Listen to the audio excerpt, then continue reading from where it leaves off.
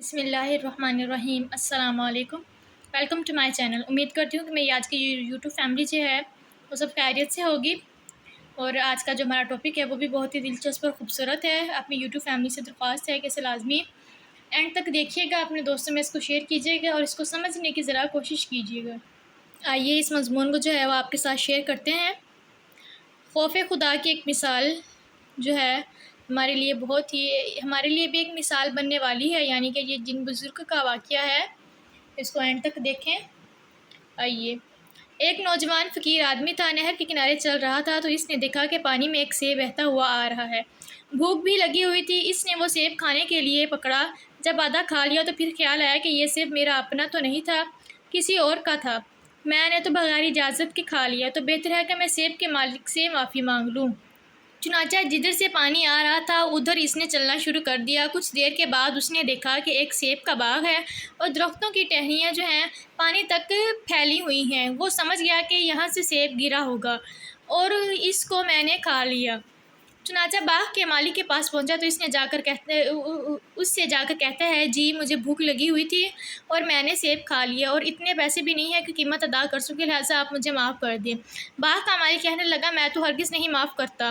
بڑی منت سماجت کی، لیکن وہ باغ کا مالک جو تھا اور پکا ہو گیا، کہتا ہے کہ میں تو بالکل معاف نہیں کروں گا، میں تو قیامت کے دن اپنے سیب لوں گا۔ بڑا پریشان ہوا، بالآخر اس نے پوچھا، اب معافی کی کیا صورت ہو سکتی ہے؟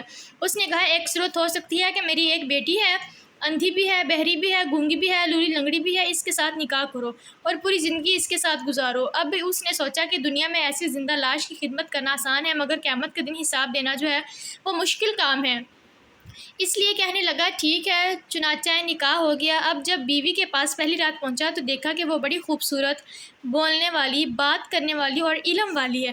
بڑی حیرت ہوئی۔ اس نے اپنی بیوی سے اس کی حقیقت پوچھی تو اس نے بتایا کہ میرے والد کی مراد یہ تھی کہ میری یہ بیٹی قرآن مجید کی حافظہ اور حدیث کی عالمہ ہے، کبھی اس نے غیر محرم پر بری نظر نہیں ڈالی، اس لیے انہوں نے کہا کہ یہ اندھی ہے، اور اس نے کبھی غیر محرم سے بات نہیں کی، اس لیے انہوں نے کہا کہ یہ گونگی ہے، اور میں نے کبھی غیر محرم کی بات کبھی نہیں سنی، اس لیے انہوں نے کہا کہ یہ بہری ہے، اور بغیر اجازت کے کبھی میں نے گھر سے باہر قدم نہیں رکھا، اس لیے انہوں نے کہا کہ لولی لنگڑی ہے۔ حقیقت یہ ہے کہ میرے والد کو اپنی بیٹی کے لیے ایک متقی نوجوان کی تلاش تھی۔ جب آپ نے آدھا سیب کھا لینے کی وجہ سے میرے والد سے معافی مانگنی شروع کی تو وہ سمجھ گئے کہ آپ کے دل میں اللہ کا خوف ہے، اس لیے انہوں نے میرا نکاح جو ہے آپ سے کرنے کا فیصلہ کیا۔ پھر اللہ نے ان لوگوں کو ایک بیٹا عطا کیا، اس بیٹے کا نام نعمان رکھا۔ جو بڑا ہوا تو امام اعظم ابو حنیفہ کے نام سے مشہور ہوا۔ جب ماں ایسی ہوتی ہے اور باپ ایسا ہوتا ہے تو پھر بیٹا امام اعظم ابو حنیفہ بنا کرتا ہے۔ دنیا میں ایسے لوگ بھی گزرے ہیں کہ جنہوں نے اپنی زندگی اللہ رب العزت کی رضا کے بالکل مطابق گزاری، اور وہ گناہوں سے ایسے ڈرتے ہیں جیسے کوئی شیر سے ڈرتا ہے، گناہوں کے قریب بھی نہیں بھٹکتے تھے، اسی وجہ سے اللہ رب العزت کے مقبول بندوں میں شامل تھے۔ امید کرتی ہوں کہ آج کا یہ جو ٹاپک ہے آپ کو بہت اچھے سے سمجھ آیا ہوگا۔ یہ اللہ والا کا خوف ہوتا ہے، تو دیکھیے اگر جس کے دل میں اللہ کا خوف ہوگا تو وہ اللہ نے کتنی بہترین بیوی سے نوازا، جو محدث بھی تھیں اور عالمہ بھی تھی، قرآن پاک کی حافظہ بھی تھی ماشاء اللہ سے۔ تو دیکھیں اب وہ جو لڑکی تھی اس نے بھی کبھی غیر محرم کو نہیں دیکھا، وہ بھی متقی تھی، پرہیزگار تھی۔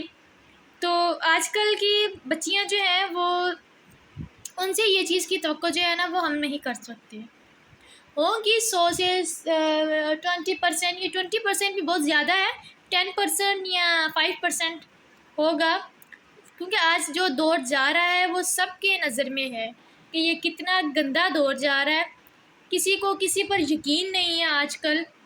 تو ہماری جو یہ بھی تو ایک بیٹی تھی، دیکھیں باپ کی بیٹی تھی، جنہوں نے دیکھیں کبھی کسی غیر محرم سے بات تک نہیں کی، ان پر نظر نہیں ڈالی، ان کی بات سنی بھی نہیں، گھر سے باہر قدم نہیں رکھا۔ تو آج کل کی جو ہماری نوجوان بچیاں ہیں وہ کہتی ہیں کہ ہم گھر سے باہر نہ نکلیں، یہ کہاں لکھا ہوا ہے؟ لڑکوں کا مقابلہ کرتی ہیں، ہر کام میں لڑکوں سے آگے نکلتی ہیں۔